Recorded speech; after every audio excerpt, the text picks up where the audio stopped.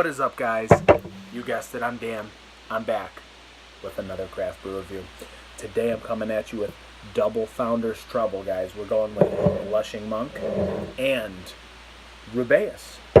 Now, why would I do both of these, guys? That's a great question, isn't it? Well, I know that Rubaeus is kind of the starter kit to making Blushing Monk. I know that Blushing Monk is a whole process further and a half. I know that this has a shit ton of raspberries that are fermented for long periods of time to boost this ABV up to 9.2% compared to Rubaeus, which is 5.7%. 15 IBUs. This has 20 IBUs. This is only, again, 5.7%. This is an old can from last year, so is it good? Probably not. It's probably not too compromised. Some of these fruitier beers can hang around longer, but I know that this sucker is fresh. It's a limited release. They don't do it all the time. It's got that Belgian yeast strain in there. It's fermented with pure raspberries. Let's go for a little information on the back, guys. When our love of fruit and our love with beer come together, Blushing Monk happens. Brewed with a ridiculous amount of raspberries for tart yet luscious raspberry jam character and fermented with Belgian yeast for subtle fruit and spice esters. Thinking of Blushing Monk as Rubaeus' older sibling. This is why I brought Rubaeus into the mix, guys. There's a reason for this. More intense, slightly lager, and just a little bit more mature. So this is Rubaeus on steroids, guys. This isn't really going to be about Rubaeus. It's going to be more about Blushing Monk. I have never had it. I'm not sure. I didn't do much research at all on this. I just know that I think that the last release of this was 2015. That's all I know about it. I've never had it. I've never had it years ago in general. Don't know a thing about it. So I'm going to give it an honest review, guys. I don't know jack squat about it. I'm probably going to get dumber with my reviews because I'm trying to go in as blind as I can and not have a damn clue what's going on. So I'm going to put Rubaeus in my older glass and see what we got. Looks like a pink, guava, raspberry, light, light, pinkish head. Nice and foamy. Yeah, it's more towards white than it is pink, guys, but obviously the color of the actual ale is very, very, yeah, it's a dark red, or ruby red, rather. And let's go to Blushing Monk, which this review is really about. And we're just doing Rubaeus for fun. So throw it in the mix, and under the cap it says, you know, brewed for us. So, I don't normally see that on the Founder's caps underneath usually. Let's go for a pour, guys. Yes, this looks deeper, darker. Oh yeah, it's all around darker than its little brother Rubaeus. Much darker, very similar head complex. But what you're left with is a at least 2-shade darker difference, not only in the ale, but in the head as well. As you can tell almost in the camera, this just looks like a regular off-white, slight tint of pink, or slight tint of pinkish head in there. But this is more towards that deep, almost purple hint, not quite that dark, but we are approaching, you know, that deep raspberry, dark strawberry, purple shade on the Blushing Monk, guys. So here we go. Over here I have Rubaeus, and over here I have Blushing Monk. I'm going to go to Rubaeus, go not in depth at all about it, because again, this is not about Rubaeus, it's about Blushing Monk. I thought it was fun to compare both of them, guys, just to see what the huge difference was. There's a huge difference in ABV, and I'm sure there's a huge difference between them in general. So let's go for aroma in Rubaeus. Very light, fruity notes. Definitely smells sweet.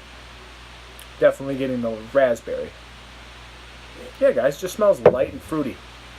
Yeah, raspberry sticks out for sure. Now let's go to Blushing Monk, which this review matters about. Wow. It's definitely a step further, a much bigger step further. It smells thicker. It smells darker, richer.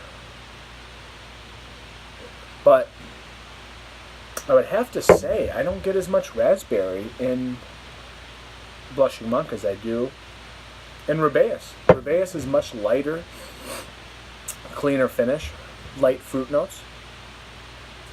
But this has a deep, dark. It's definitely raspberry, but it smells just. There's something about it. There's a component to this that is so much bigger and thicker on the nose. You can tell it's got richer, deeper notes that are not quite lovely on the nose, if you will. Not that it smells bad. It's just that it's much, much thicker and richer than the Rubaeus is.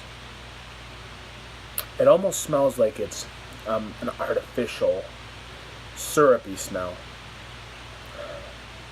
But it does have that real raspberry fermentation process, so I know that this has got to be real raspberry no matter what. So I'm going to go for a quick cheers, guys, on Rubaeus. Let's see what we got.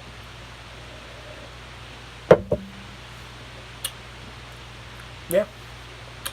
It's Rubaeus. I've had Rubaeus a few times, guys. It's a good beer when you're not in the mood for anything else, and if you're in the mood for something different you don't normally have in the summertime. Nice, fruity, solid raspberry ale. Rubaeus is good no matter what. It's good, guys. Very light, very drinkable. Great flavor. I'm going to go over to Blushing Monk, guys. Blushing Monk, cheers.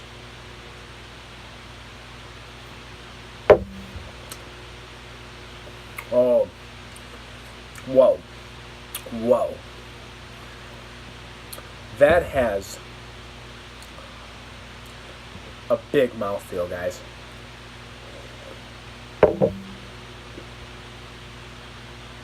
This is not so far-fetched off from taking a shot of NyQuil at night. It's that almost medicine-y, syrupy thickness to it, and it does have a big sweetness to it, guys. That is a big boy's beer right there, or big girls, however you want to put it.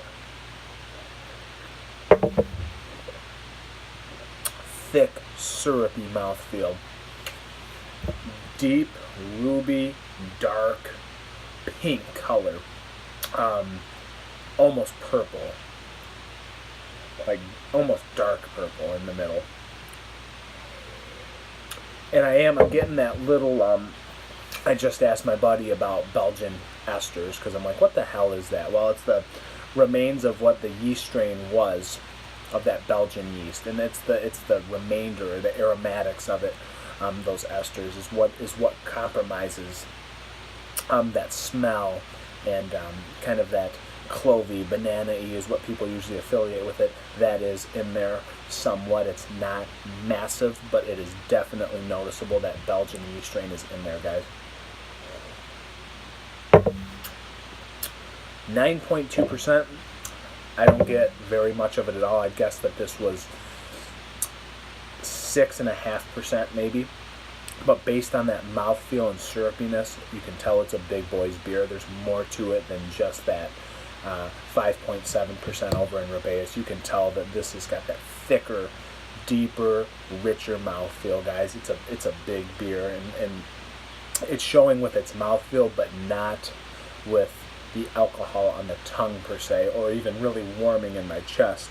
I've been drinking some big beers lately. 9.2 is actually a light one for me, and I'm ashamed to say it, but it is. So this is no big deal for me, guys. Not that I'm a big shot, but 9.2 is nothing compared to the 14.8s I've been having. The Goose Island-esque beers I've been drinking, stouts. But Blushing Monk is definitely different. There's a couple raspberry ales out there, but I have never had one quite like this. This thick, medicine-y mouthfeel, syrup, NyQuil, raspberry additive that's in this. It's definitely a standalone for me. I have not had anything like this, guys. It's definitely Rubaeus on steroids. There's no doubt about it. for what it is, that alcohol, the way it's hidden, is unbelievable. World-class hidden abilities on that, guys. Founders does it really well. I gotta give them props for that. I do like that difference in that Belgian yeast strain that's in this. It adds a little bit different complex to it. Smoothness, easy drinkingness with this big boys beer, guys. Very, very nice.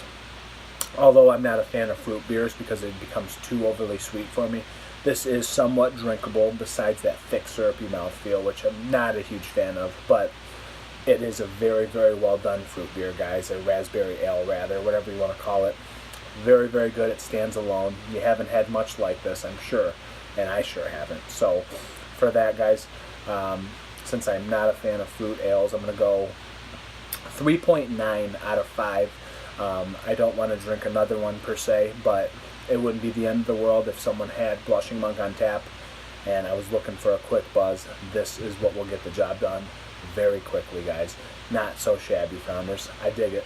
I dig it for what it is. I appreciate it. So, hey guys, if you haven't followed me on anything, you can go on my Instagram. My name is DDEEZE52, or rather known as Dan, the Craft Brew Dude, guys. Give me a follow. You know, I'm doing posts daily almost, and I'm having a lot of fun doing it. And hey, this is all possible because of you guys. So, if you don't watch it, I'm not going to continue. So we'll see what happens, guys. I'm doing this for fun. I'm really enjoying it. If you tuned in today, I really, really appreciate you. Please subscribe to my channel, and you can guarantee I will see you on the next one. Cheers.